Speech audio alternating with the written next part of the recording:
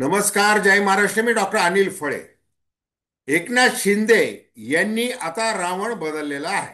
त्यांनी वक्तव्य केलेलं आहे की मी रावण कुणाला म्हटलो, माझा रोग कुणाकडे होता, तर तो अर्थातच उद्धव ठाकरे यांच्याकडे होता.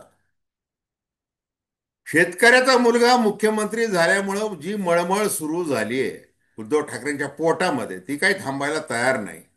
आणि स्वतःचा अहंकार जपणारे असे उद्धव ठाकरे संताजी धनाजी दिसतात प्रत्येकाला, त्याप्रमाणे मी सगळीकडे दिसतो असं म्हणून एकनाथ शिंदे यांनी देवेंद्र फडणवीस यांना जे निशाण्यावर ठेवलं होतं त्या ठिकाणी आता उद्धव ठाकरेंना आणलंय.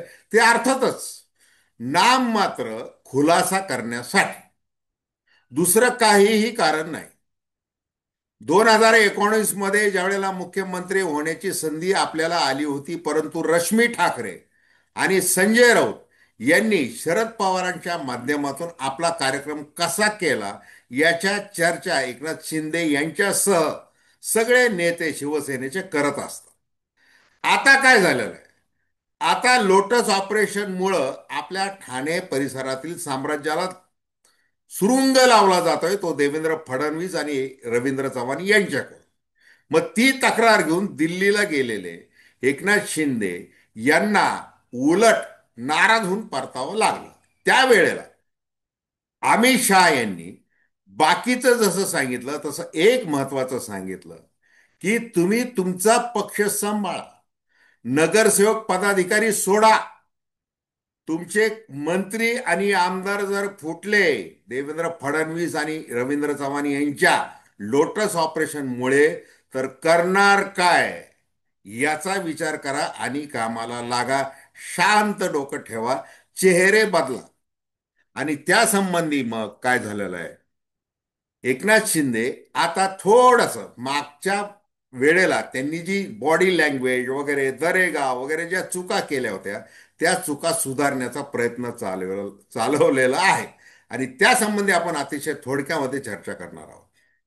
दर्शकांना विनंती की चॅनल सबस्क्राईब करा, सबस्क्राईबचं बटन दाबावं आणि आपली प्रतिक्रिया बिनधास्तपणे नोंदवावी. हे बघा, एकनाथ शिंदे मुख्यमंत्री होणार हे देवेंद्र फडणवीस यांना माहीत नव्हतं, हे लक्षात घ्या. ऐन वेळेला त्यांना ते कळालं.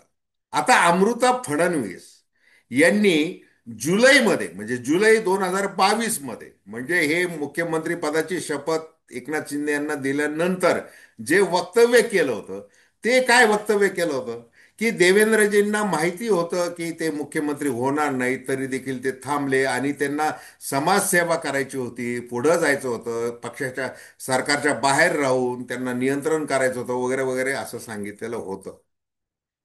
ही प्रतिक्रिया यासाठी मी सांगतोय, काल ज्या वेळेला दिव्याज फाउंडेशनचा कार्यक्रम होता त्या कार्यक्रमामध्ये जे 2 खुर्च्यांचं अंतर दिलं गेलं म्हणून चर्चा झाली प्रसार माध्यमांमध्ये. त्याच्यानंतर एकनाथ शिंदे आवर्जून, म्हणजे आपल्या मुलीने अतिशय चांगलं अँकरिंग केलं असं म्हणत देवेंद्र फडणवीस आणि अमृता फडणवीस यांना भेटले, थोडा हास्य विनोद देखील झाला. 2 खुर्च्यांचं अंतर प्रसार माध्यमांनी टिपू नये यासाठी त्यांनी एक शिडकावा देण्याचा प्रयत्न केला. आता हे झालं. आता एवढ्याशा छोट्याशा घटनेवरून फार मोठा अंदाज लावणं तसं अशक्य जरी असलं तरी एकनाथ शिंदे यांना खऱ्या अर्थाने काळजी वाटलेली आहे. ठाण्याचं साम्राज्य उद्ध्वस्त होत आहे, त्यापेक्षा आपल्याकडे जे शिवसेनेचे मंत्री आहेत, जे आमदार आहेत, ते आपले पाठीराखे आहेत, त्यांच्यात जर फूट पाडली गेली, उदय सामंत यांचा जर तिसरी शिवसेना म्हणून उदय झाला, तर आपलं राजकीय करिअर खलास. आणि ती चिंता आता उदय सामंत बघा, उदय सामंत प्रसार माध्यमांना मुलाखती द्यायला लागलेले. काय द्यायला लागलेले की माझ्या आईवडिलांचे तसे संस्कार नाही आहेत, मी जसं शरद पवारांनी मला मोठं केलं राजकारणामध्ये, मी त्यांना कधी विसरलेलो नाही, आणि एकनाथ शिंदे यांच्यामुळे मी मंत्री झालो वगैरे वगैरे, ते ते पालुपत त्यांनी लावलेलं आहे. पण त्याच्यामध्ये अजिबात तथ्य नाही. नेता हा चांगला अभिनेता असेल तर तो अधिक पुढे जातो, हे महाराष्ट्राने भारताने पाहिलेलं आहे. आणि राजकारणामधलं ते अंतिम म्हणजे सत्य आहे, ते 100% सत्य आहे. त्याप्रमाणे सगळे देवेंद्र फडणवीस असतील, एकनाथ शिंदे असतील किंवा उदय सामंत असतील, हे चेहरे बदलतात, वेगळं बोलतात. आता एकनाथ शिंदे आणि माझ्यामध्ये दुरावा आहे असं जे बोलतात ते वेड्यांच्या बाजारातले लोक आहेत. प्रसार माध्यम देखील तसंच करतात असं देवेंद्र फडणवीस यांनी प्रतिक्रिया दिलेली आहे.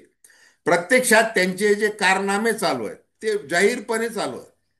मग डहाणूमध्ये ज्या वेळेला एकनाथ शिंदे बोलले की रावण, दडपशाही, गुंडशाही, भ्रष्टाचार आणि अहंकार रावण, हे जे बोलले, तर त्यांनी त्याच्यावरून घुमजाव केलेला आहे.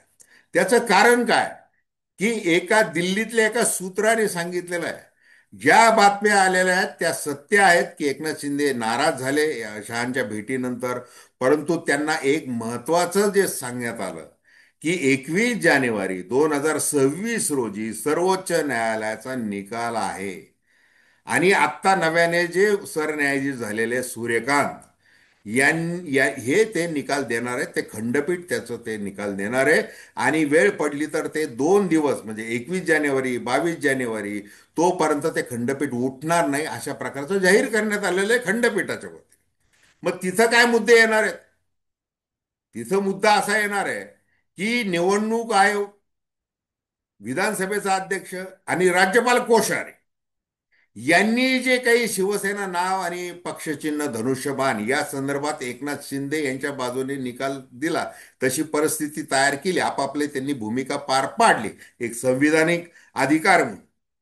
मग त्याच्यामध्ये चुका झालेल्या आहेत. त्याच्यावर सर्वोच्च न्यायालय ताशेरे ओढणार. परंतु आता ताशेरे ओढून उपयोग काय आहे? कारण लोकसभा निवडणूक झाली, विधानसभा निवडणूक झाली, आता स्थानिक स्वराज्य संस्थांच्या निवडणूक आहेत. अशा वेळेला एकनाथ शिंदे यांचा गट शिवसेना पक्ष नाव आणि चिन्ह घेऊन लढतोय. आणि त्यामुळं असं काही करता येणार नाही. आणि मग ते चिन्ह गोठ गोठ गोठून उपयोग नाही असं देखील म्हटलं जाऊ शकतं. परंतु त्याची किती खात्री आहे की ते एकनाथ शिंदे यांच्याकडेच राहील ते, त्याची अक्षरशः 1% खात्री आहे.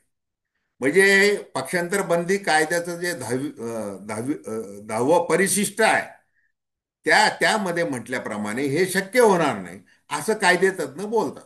म्हणजे 99% निकाल हा विरोधात जाण्याची शक्यता. मग अशा परिस्थितीमध्ये इकडं ठाण्याचं साम्राज्य आहे, ते उद्ध्वस्त होतं यांच्याकडून. आणि दुसरीकडे हे आपलं शिवसेना नावही जाणार आहे. या चिंतेमध्ये एकनाथ शिंदे न आले तरच नवल आहे. मग ते आता वेगवेगळं बोलायला लागलेलं आहे. काल सांगू काल परवा त्यांनी सांगोल्यामध्ये जे भाषण केलं, ते शहाजी बापू काय ती झाडी, काय ते डोंगर, काय ते हॉटेल, जे बोलणारे त्यांना एकनाथ शिंदे असं म्हटले की हे जखमी शेर है. कोण? हे आपले शहाजी बापू. आणि शहाजी बापूंनी काय वक्तव्य केलं होतं? अबलेवर बलात्कार करावा एखाद्या पुरुषाने, नीच पुरुषाने, त्याप्रमाणे भारतीय जनता पार्टी वागते. अशा प्रकारचं वक्तव्य या शहाजी बापूंनी केलेलं आहे. म्हणजे आता एकनाथ शिंदे यांनी काय ठरवलं की आपण शब्दबाण सोडायचे. पण ते कुणामार्फत सोडायचे? आपल्या या लोकांकडून सोडायचे. ते संभ्रमात सापडलेले आहेत. आपल्याला थेट बोलता येत नाही, थेट बोलण्यासारखी आपली परिस्थिती नाही, आपल्यावर चांगलीच बेतलेली आहे, चहूबाजूने आपल्याला घेरण्यात आलेलं आहे. जे उदय सामंत एकनिष्ठ वगैरे ते जे मुलाखती देत आहेत, परंतु त्यांनीच काय केलेलं आहे? आपण तर देवेंद्र फडणवीस यांच्या मंत्रिमंडळामध्ये मंत्री म्हणून देखील सहभागी व्हायला तयार नव्हतो. आपण महिना घालवला. वानखेडे स्टेडियमवर जाण्यापूर्वी अर्धा तास आधी जे पत्र देण्यात आलं राज्यपालांना की एकनाथ शिंदे उपमुख्यमंत्री म्हणून शपथ घेतील, ते कुणी दिलं, कुणी नेऊन दिलं? तर ते उदय सामंत यांनी नेऊन दिलं. हे सगळं काम त्यांनी पोस्टमनचं का केलं? कारण की त्यांनी ते ठरवलं होतं, जर तुम्ही मंत्री होणार नसेल तर आम्हाला वेगळा विचार करावा लागेल. म्हणजे कर्मा रिटर्न्स ज्याला म्हणतात, त्याप्रमाणे एकनाथ शिंदे यांनी ज्या वेळेला 2019 मध्ये ज्या पद्धतीने बंड केलं आणि त्यांनी 2.5 वर्ष विचार केला, हे लक्षात घ्या. 2019 मध्ये जसं सुरुवातीला म्हटल्याप्रमाणे महाविकास आघाडीची बैठक होती.